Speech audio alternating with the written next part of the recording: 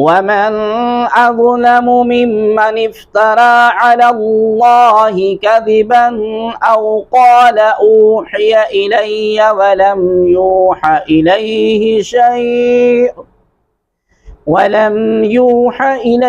شيء ومن قال سأنزل مثل ما أنزل الله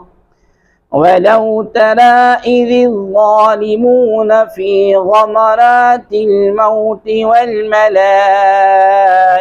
باسطوا أيديهم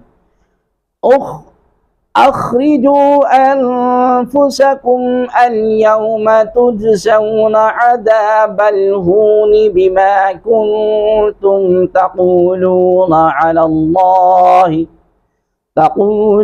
على الله غير الحق وكنتم عن آياته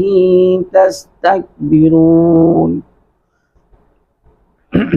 اور اس سے بڑھ کر ظالم کون جو اللہ پر جھوٹ باندھے یا کہے کہ میری طرف وحی کی گئی حالانکہ اس کی طرف کسی شے کی وحی نہ بھیجی گئی،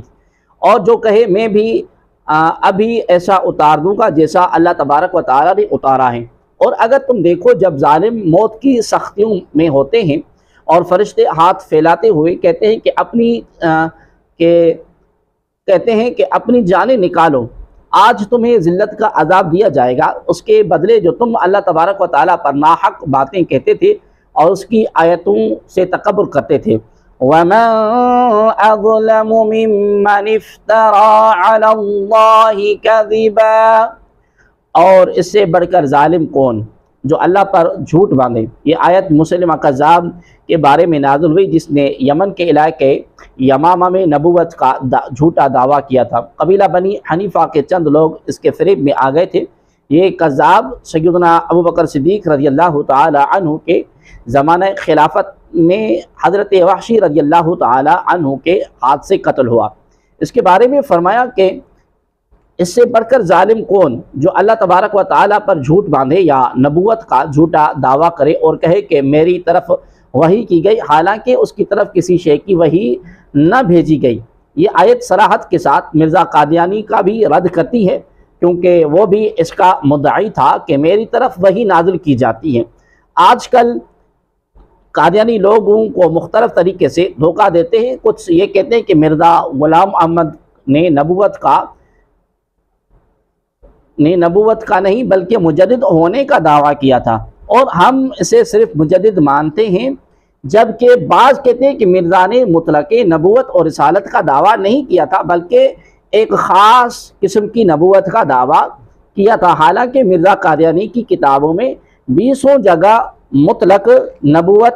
اور رسالت کا دعویٰ موجود ہے، اور ذلی اور برودی نبوت کا دعویٰ ہے، وہ بھی نبوت ہی کا دعویٰ ہے اور وہ بھی قطعاً کفر ہے۔ نیز مرزا کے منکروں کو کافر ماننے والوں کو صحابی اور بیویوں کو ازواج مطہرات کہنا ان کی کتابوں میں عام ہے، لہذا کسی بھی مسلمان کو ان کے دھوکے میں نہیں آنا چاہیے۔ وَمَنْ قَالَ، اور جس نے کہا۔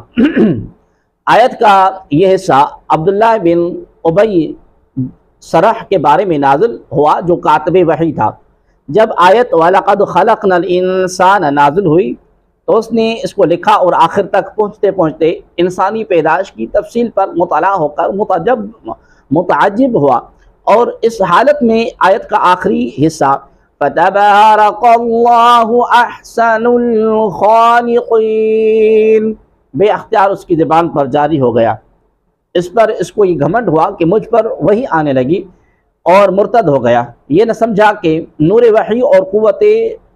اور حسن و کلام کی وجہ سے آیت کا آخری کلمہ خود زبان پر آ گیا اور اس میں اس کی قابلیت کا کوئی دخل نہیں تھا۔ زور کلام بعض اوقات خود اپنا آخر بتا دیا کرتا ہے، جیسا کبھی کوئی شاعر نفیس مضمون پڑھے اور مضمون خود قافیہ بتا دیتا ہے اور سننے والے شاعر سے پہلے قافیہ پڑھ دیتے ہیں۔ ان میں ایسے لوگ بھی ہوتے ہیں جو ہرگز ویسا شعر کہنے پر قادر نہیں، تو قافیہ بتانا ان کی قابلیت نہیں، کلام کی قوت ہے، اور یہاں تو نور وحی نور نبی سے سینہ میں روشنی آتی تھی۔ چنانچہ مجلس شریف سے جدا ہونے اور مرتد ہو جانے کے بعد پھر وہ ایک جملہ بھی ایسا بنانے پر قادر نہ ہوا جو نظم قرآنی سے ملتا جلتا ہو۔ آخرکار زمانے اقدس میں فتح مکہ سے پہلے پھر اسلام سے مشرف ہو گیا۔ اس کے بارے میں فرمایا کہ اس سے بڑھ کر ظالم کون جو کہے کہ ان قریب میں بھی ایسی ہی کتاب اتار دوں گا جیسی اللہ تبارک و تعالی نے نازل کی ہے۔ وَلَوْ تَرَى، اور اگر تم دیکھو، یہاں سے کافروں کی موت کے وقت کے حالات بیان ہوئے ہیں۔ فرمایا کہ اگر تم کافروں کی حالت دیکھو تو بڑی خوفناک حالت دیکھو گے، جب ظالم موت کی سختیوں میں ہوتے ہیں اور فرشتے ارواح قبض کرنے کے لیے جھڑکتے جاتے ہیں اور کہتے جاتے ہیں کہ اپنی جانیں نکالو، آج تمہیں اس بدلے میں ذلت کا عذاب دیا جائے گا جو تم نبوت اور وحی کے جھوٹے دعوے کر کے اللہ تبارک و تعالیٰ کے لیے شریک اور بیوی بچے بتا کر اللہ تبارک و تعالیٰ پر ناحق باتیں کہتے تھے۔ اس آیت میں موت کے وقت کافر کے حالات بیان ہوئے اور حدیث پاک میں مسلمان اور کافر دونوں کی موت کے حالات بیان کیے گئے۔ چنانچہ حضرت ابو ہریرہ رضی اللہ تعالی عنہ سے روایت ہے کہ نبی کریم صلی اللہ علیہ وآلہ وسلم نے ارشاد فرمایا، جب مسلمان کی موت قریب ہوتی ہے تو رحمت کے فرشتے سفید ریشمی کپڑے لے کر آتے ہیں اور کہتے ہیں اے روح، تو راضی خوشی حالت میں اور اس حال میں نکل کے اللہ تبارک و تعالیٰ تم سے راضی ہے، تو اللہ تبارک و تعالیٰ کی رحمت اور اس کے رزق سے اپنے پروردگار کی طرف نکل جو ناراض نہیں ہے۔ پھر روح عمدہ خوشبو اور مشک کی طرح خارج ہوتی ہے اور فرشتے اسے اسی وقت اٹھا کر آسمان کے دروازے پر لے جاتے ہیں اور کہتے ہیں کہ یہ کتنی اچھی خوشبو ہے جو زمین سے آئی ہے۔ اس کے بعد اسے مسلمانوں کی روح کے پاس لے کر آتے ہیں اور وہ روحیں اس شخص سے بھی زیادہ خوش ہوتی ہیں جو کسی گئے ہوئے شخص کے واپس آنے پر خوش ہوتا ہے، اور وہ روحیں اسے دریافت کرتی ہیں کہ دنیا میں پیچھے رہنے والا فلاں شخص کیسا کام کرتا تھا۔ پھر روحیں کہتی ہیں ابھی ٹھہرو اور اسے چھوڑ دو،